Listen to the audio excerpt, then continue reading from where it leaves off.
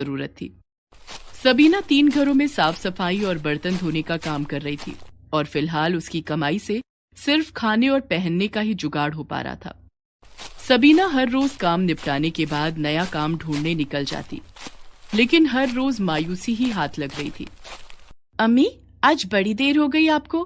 फिर से काम ढूंढने दूर निकल गई थी क्या? हाँ, कई जगह पूछा लेकिन कहीं बात नहीं बनी। अम्मी, और कितना काम करोगी? 3 घर तो पहले से ही हैं। इससे ज्यादा करोगी तो बीमार पड़ जाओगी। मेरी बात मान लो ना आप।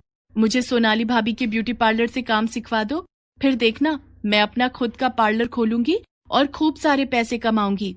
फिर आपको कहीं भी काम करने की जरूरत नहीं पड़ेगी। वैसे अम्मी, मेरी मेहंदी कहाँ है?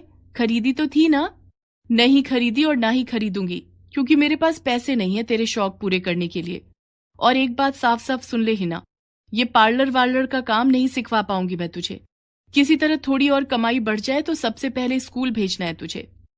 इतना कहकर सबीना रसोई में चली जाती है। हिना अपने घर के हालात जानती थी और अच्छे से समझती भी थी। वो भी अपनी अम्मी की मदद करना चाहती थी, इसीलिए पार्लर का काम सीखना चाहती थी। लेकिन सबीना को ये सब फालतू लगता था। ऐसे ही दिन बीतते गए।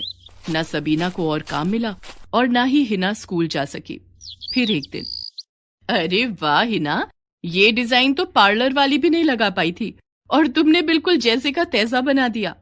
हाँ भाभी, आपने जिस दिन ये डिजाइन दिखाया था उसी दिन से इसकी तैयारी कर रही थी।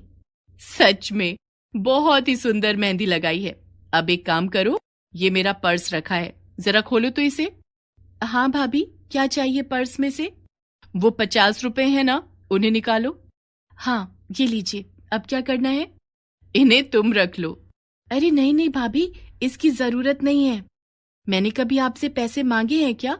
मुझे तो मेहंदी लगाने का शौक है, बस इसीलिए लगाती हूँ। हाँ जानती हूँ, और इसीलिए ये पैसे दे रही हूँ ताकि तुम अपने शौक को अपनी कमाई का जरिया बनाओ। तुम्हें पता है, सोनाली भाभी के पार्लर में एक हाथ का 100 रुपए लेते हैं और मेहंदी भी अच्छी नहीं लगाते। तुम उन्हें कड़ी टक्कर दे सकती हो। लेकिन सुषमा भाभी, मेरे पास कोई क्यों आएगा?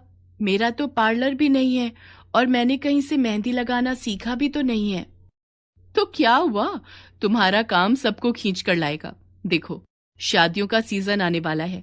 मैं अपनी सारी सहेलियों को तुम्हारे बारे में बताऊंगी। उन्हें तुम्हारा काम अच्छा लगा तो वो औरों को बताएंगी। ये तो बहुत अच्छा रहेगा भाभी, मेरा शौक भी पूरा होगा और मैं अम्मी की मदद भी कर पाऊंगी। हिना के पास अगले ही दिन 2 औरतें मेहंदी लगवाने के लिए आ गईं। उन्हें सुषमा ने ही हिना के पास भेजा था। हिना पूरी मेहनत से उन दोनों के हाथों पर बहुत ही सुंदर मेहंदी लगाती है, जिसे देखकर वो दोनों बहुत ही खुश हो जाती हैं। इस तरह धीरे धीरे हिना के पास काफी औरतें और लड़कियां मेहंदी लगवाने उसके घर आने लगी और हिना घर बैठे बैठे कमाने लगी। अरे हिना, ये राशन कौन लेकर आया? मैं लाई अम्मी, मेहंदी लगाकर मेरे पास पैसे हो गए थे, उन्हीं से लेकर आई हूँ। हिना की बात सुनकर सबीना की आंखों में आंसू आ जाते हैं। वो हिना का सिर सहलाकर अपने काम में लग जाती है। वक्त के साथ हिना का नाम होने लगा। मोहल्ले के मशहूर पार्लर के बजाय अब हिना के घर पर औरतों की भीड़ आने लगी। आपका सब कुछ हो गया, बस मेहंदी बाकी है। आइए मैं लड़के को बोल देती हूँ, वो फटाफट लगा देगा। नहीं नहीं नहीं, मेहंदी रहने दीजिए, वो मुझे कहीं और से लगवानी है। अरे पर ऐसा क्यों? आप मेहंदी लगवा कर तो देखिए, हमारे यहाँ प्रोफेशनल्स हैं। मैंने लगवा कर देखी है आपके प्रोफेशनल से मेहंदी, इसीलिए तो कहीं और से लगवानी है। आप मुझे बिल बताइए, मैं पे कर देती हूँ। सोनाली को समझते देर नहीं लगी कि वो ग्राहक किससे मेहंदी लगवाने वाली थी। कुछ तो करना ही पड़ेगा इस हिना का, ऐसे तो हमारे यहाँ से कोई मेहंदी लगवाएगा ही नहीं। कुछ सोच सोनाली, ये अपने पार्लर की इज्जत का सवाल है। हिना जिस दुकान से मेहंदी खरीदती थी, सोनाली ने उस दुकान वाले को कुछ पैसों का लालच देकर हिना की मेहंदी में केमिकल मिलाने के लिए तैयार कर लिया। हिना अनजाने में वही केमिकल वाली मेहंदी सबके हाथों में लगाती रही, जिससे ज्यादातर औरतों के हाथों पर एलर्जी हो गई और सभी हिना पर गुस्सा करने लगे। ये कैसी मेहंदी लगाई तुमने? हे भगवान, खुजा खुजा कर मेरे तो हाथ ही छिल गए। अब कैसे करूंगी मैं घर के काम? मुझे सोनाली के पार्लर से ही मेहंदी लगवानी चाहिए था। भले ही डिजाइन अच्छा नहीं बनता, लेकिन कम से कम मेरे हाथों पर ये एलर्जी तो नहीं होती। हिना को कुछ समझ नहीं आ रहा था कि ये सब क्यों हुआ। वो बहुत डर गई थी। उसने फौरन अपनी सारी मेहंदी पानी में बहा दी और रोने लगी। हिना, परेशान मत हो बेटी, सब ठीक हो जाएगा। नहीं अम्मी, खुदा पता नहीं किस गुनाह की सजा दे रहे हैं। मैंने तो इतने प्यार से मेहंदी तैयार की थी, इससे पहले तो कभी ऐसा नहीं हुआ। अब मुझसे मेहंदी लगवाने कोई नहीं आएगा, कभी नहीं आएगा। क्यों नहीं आएगा? खुदा अपने बंदों का इम्तिहान लेते हैं। अब ये तुम पर है कि तुम्हें हिम्मत करके इसे पार करना है या हार मानकर रोते रहना है। पहले मैं ही तुझे इस काम से दूर रहने को कहती थी, लेकिन अब मैं समझ गई हूं कि इसी काम में तेरी खुशी है, और अब मैं तेरे साथ हूं बेटा। शुक्रिया अम्मी, लेकिन अब हम क्या कर सकते हैं? मुझे तो ये भी नहीं पता कि मेरी मेहंदी को आखिर हुआ क्या है। क्या हुआ था ये तो नहीं पता, पर अब आगे क्या करना है इसके बारे में सोचना चाहिए। मैं जिनके यहाँ काम करती हूँ ना, वो मैडम एक आयुर्वेद की डॉक्टर हैं। उन्हें मैंने तेरी मेहंदी दिखाई थी। उन्होंने बताया कि उसमें मेहंदी के अलावा कोई और चीज भी थी जो हाथों को नुकसान दे गई। लेकिन अम्मी, मैंने तो कुछ अलग से मिलाया ही नहीं, फिर ऐसा कैसे हुआ? हो सकता है ये बिरजू की मेहंदी में कुछ गड़बड़ हो।